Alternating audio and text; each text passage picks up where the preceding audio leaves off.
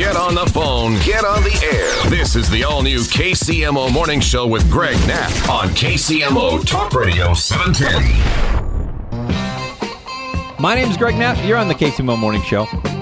We're bringing into the program U.S. Senator Roy Blunt, Republican Missouri, to talk about what's happening in Joplin, the recovery efforts from that massive multi-vector EF5, now they're saying, tornado. Top winds of over 200 miles an hour. Unfortunately, confirmed now 122 dead. Good news, they pulled 9 people alive out of the rubble. They're still looking for more today, and they're working on that recovery. Senator Blunt joining me. Senator, how are you this morning?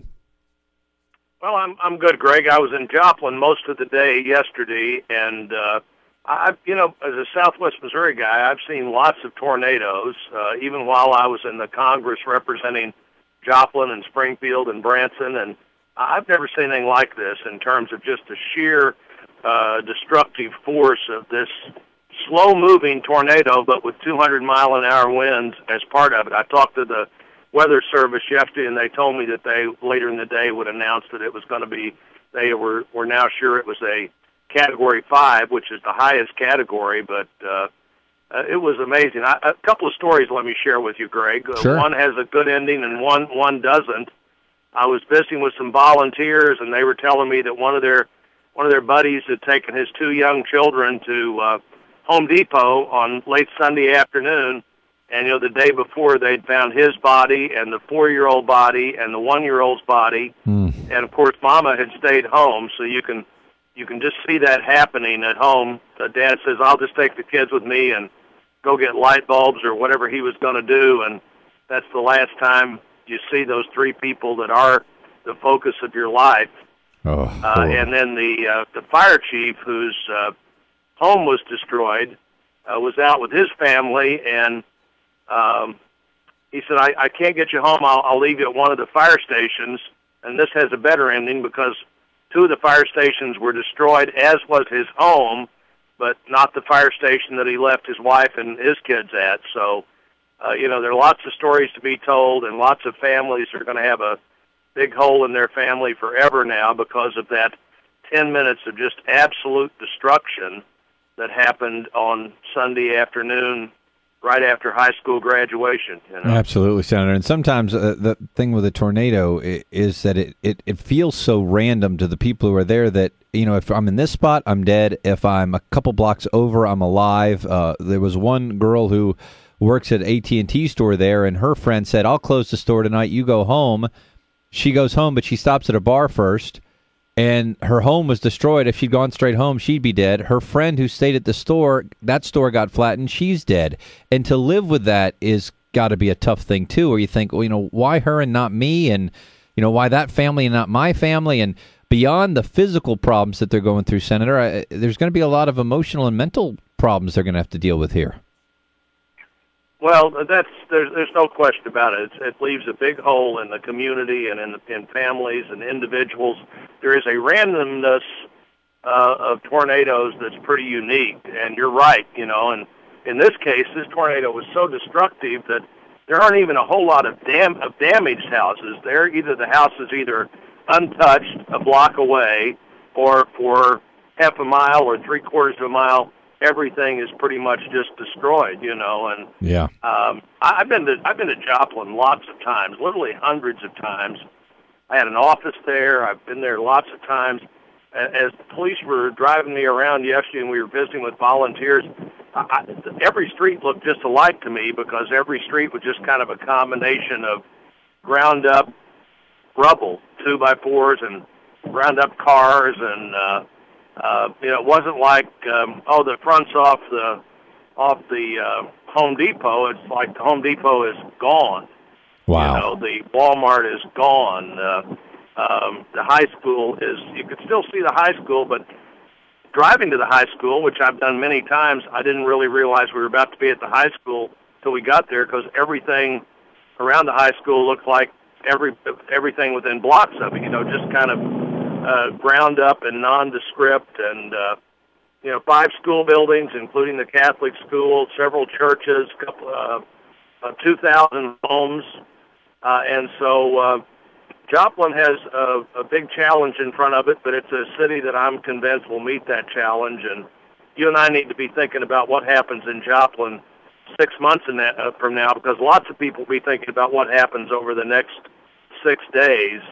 And lots of people are helping, and that's a great thing. But the community is going to need some support and assistance and encouragement for a long time. Absolutely. Talking with U.S. Senator Roy Blunt here, Missouri Republican, and I couldn't agree with you more because, we have things happen in our lives and we tend to move on from something to the next big thing that happens, and everybody cares about it right now, and I think people will still care about it months from now, but it'll kind of start to slip out of their consciousness if you're not right there near Joplin. So we got to keep that up, and we'll try to keep revving this up every month or so, because as you mentioned, with the number of homes and businesses destroyed, this isn't going to be over in a week or two or a month or two. This is going to be 6 months to a year or more to really get everything going back the way it was. When you were down there, how do you get kids back in school in 3 months in August or September when you've got 3 elementary schools, the Catholic elementary school, 3 public elementary schools, the Catholic elementary school, the administration building, the high school, and the Votech Center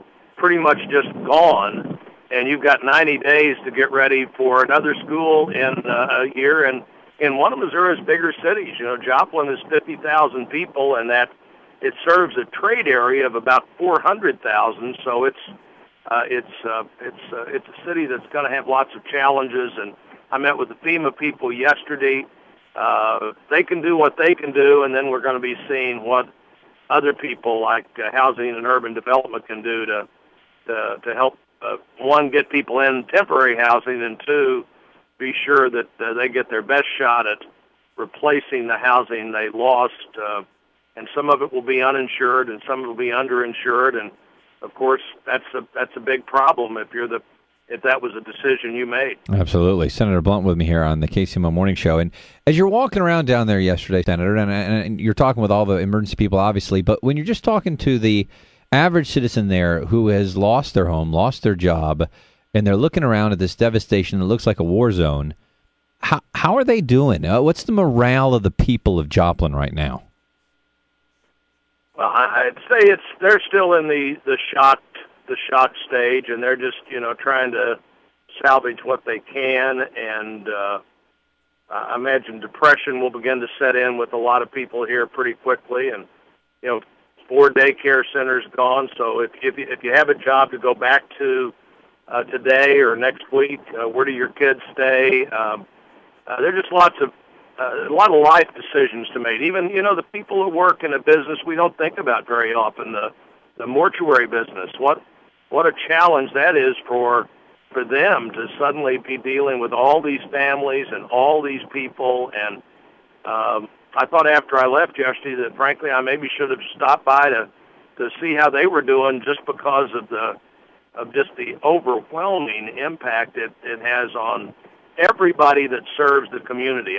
It's a great point. I walked into the police, the command center, and first person I saw looked totally exhausted. The second person I saw was a big strong guy sitting in a chair, but he had an IV in his arm because he'd been working so hard the day before he'd gotten totally dehydrated, so he's just trying to get back to where he can get back out there. And so it's going to be an exhausted community. And then you've got some people who clearly their home's gone, their job may be gone, they really don't have anything to do, and they know it, Yeah, this is a time where that's why we rely in America on our family, our friends, our church, our faith, that, and that's why I love being an American, because you see the people reaching out in Missouri and Kansas and all the surrounding areas. You see it coming in from all across the country. I heard, Senator, we're already getting donations as far away as Alaska. So, Americans are going to do what they always do to rally around people who need the help, and will continue to do that. Right, and their first responders were their next door neighbors, and the last responders will be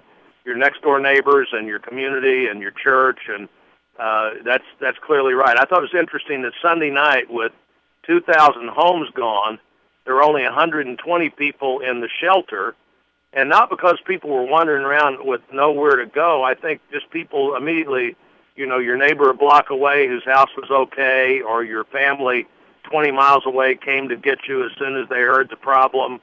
And so again, people reach out and help other people, and that's part of who we are, and that's the best responder actually as well. Though the government's doing what it can, your neighbors were there first, and your neighbors will be there last. Absolutely. Listen, we really appreciate the time. We appreciate you being down there, keeping us up to date. It's U.S. Senator Roy Blunt, a Republican in Missouri, obviously, whose congressional district, when he was Congressman Blunt, included Joplin. Thanks again for being with us today. Hey, good to be with you, Greg. Thanks for all you do every day. Yes, indeed. The KCMO Morning Show with Greg Knapp.